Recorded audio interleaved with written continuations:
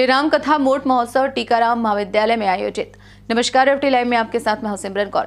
झांसी मोट टीकाराम यादव महाविद्यालय में श्री राम कथा मोट महोत्सव का आयोजन 8 नवंबर से 16 नवंबर तक चलेगा। पूर्व विधायक गरोठा दीप नारायण सिंह यादव की माताजी श्रीमती रामा देवी जी की पुण्य स्मृति में आयोजित श्री राम कथा के अवसर पर शीतला माता मंदिर में पूर्व विधायक दीपक यादव ने धर्मपत्नी श्रीमती मीरा यादव के साथ पूजा अर्चना कर आशीर्वाद प्राप्त किया, जिसके पश्चात मंदिर प्रांगण में कलश यात्रा प्रारंभ हुई, जिसमें हजारों की तादाद में महिलाएं एवं पुरुष कलश यात्रा में भारी संख्या में शामिल होकर कथा स्थल टीकाराम कॉलेज प्रांगण पहुंचे, जहां श्री राम कथा के सरस प्रवक्ता प्रेम मूर्ति पूज्य संत प्रेम भूषण जी महाराज का सभी ने आशीर्वाद प्राप्त किया। धर्माचार्यों द्वारा दीप प्रज्वलित कर शुभारंभ किया गया। श्री राम कथा वाचक प्रेम भूषण जी महाराज द्वारा श्री राम कथा सुन श्रद्धालु भक्ति में झूम उठे।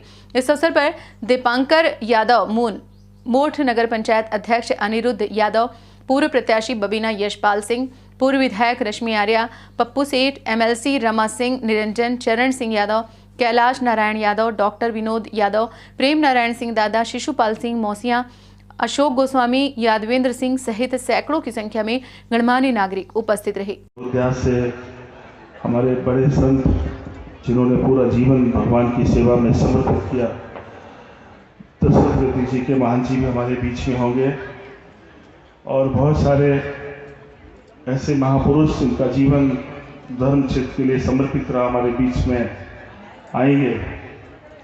हमारे बीच में राम कथा के अंतर्वास्य कथावाचक परम पूज्य श्री प्रेम भूषण जी महाराज कुछ ही क्षणों में हमारे बीच में होंगे। वो घर से चल दिए हैं और 5 मिनट के अंदर आपके बीच में उपस्थित होंगे। हमारी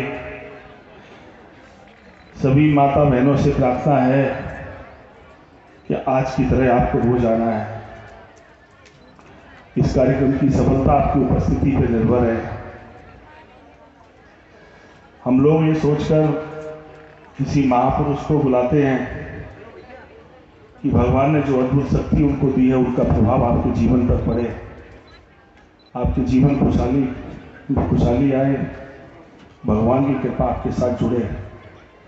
हम अपने लोगों साथियों से भी कहते हैं, हमारे घरों में धर्म माता बहनों की शक्ल में है।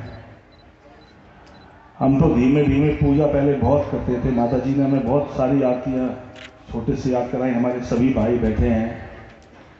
हम लोग अपनी माता जी के विषय में भी इसलिए बोलना चाहता हूँ कि हम अपनी माता जी को भी माता जी नहीं कह पाए, चाची बोलते रहे। और इसलिए बोले कि हम सब भाई मिलकर रहते थे। 6 भाई थे, 7 बहनें थी।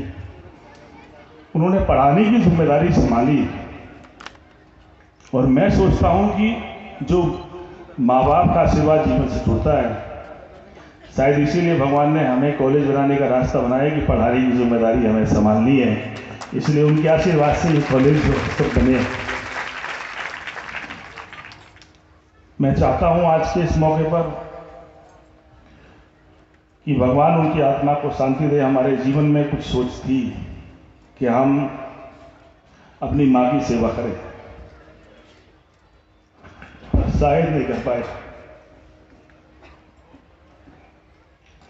लेकिन मैं उन लोगों से जरूर कहना चाहता हूं जिनकी मां है।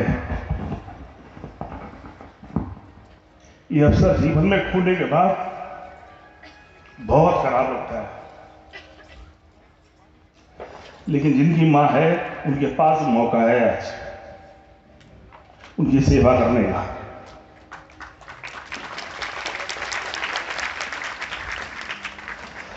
हम कुछ भी करें वो सब बहुत कम है। मेरे एक दोस्त हैं लखनऊ के, वो अपनी माँ की बहुत सेवा करते हैं। एक बार वो बीमार हो गई, हम उनसे मिलने पहुंचे तो कहा कि वो अस्पताल में है। हमने उनसे कहा कि यार तुम्हारा घर तो बिल्कुल बगल में है, तुम माँ की सेवा भी कर सकते हो और घर भी जा सकते हो, या घर के किसी और सदस्य को भी भेज सकते हो।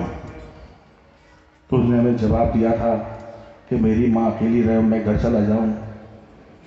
कि कैसे हो सकता है, माँ मेरी है, मैं किसी दूसरे को कैसे भेज दूँ। तो मैंने उससे सीख ली कि तुम मुझसे छोटे हो, लेकिन तुमसे सीख कर जा रहा हूँ, मैं अपनी माँ की सेवा करूँगा। पर मेरी माँ ने मुझे सेवा का मौका नहीं दिया, वो सेवा करके चली। मैं तो ये बातें इससे आपसे हिम्मत जुटा के शेयर कर रहा हूँ कि माँ बहुत महत्वपूर्ण है। और बस इसी निवेदन के साथ कि आयोजन आपके लिए है। भगवान ने बहुत छोटी उम्र में सब कुछ दिया, माँ बाप का आशीर्वाद जुड़ा, नाम शौहरत सब कुछ ईश्वर ने दी।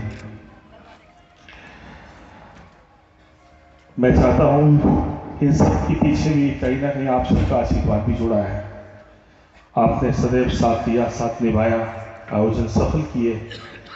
कोशिश करने हम सिर्फ करने वाले हो सकते हैं, लेकिन इस कार्यक्रम को सफल आपको बनाना है।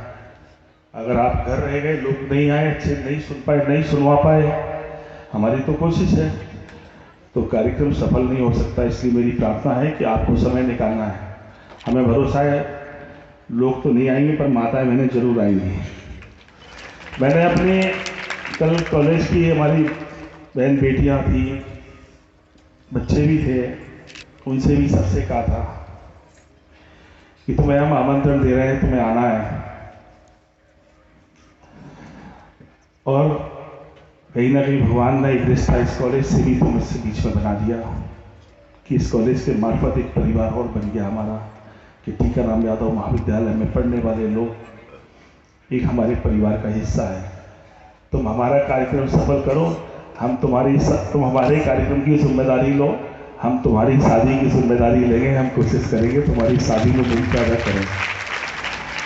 नौजवानों से कहा था तुम्हारी बारात में चलेंगे, और बहन बेटियों से कहा था तुम्हारी शादी की जिम्मेदारी संभालने की कोशिश करेंगे। ऐसे ही हम आपसे कहते हैं कि इस कार्यक्रम को सफल बनाने में आपको अपनी भूमिका तय करनी है।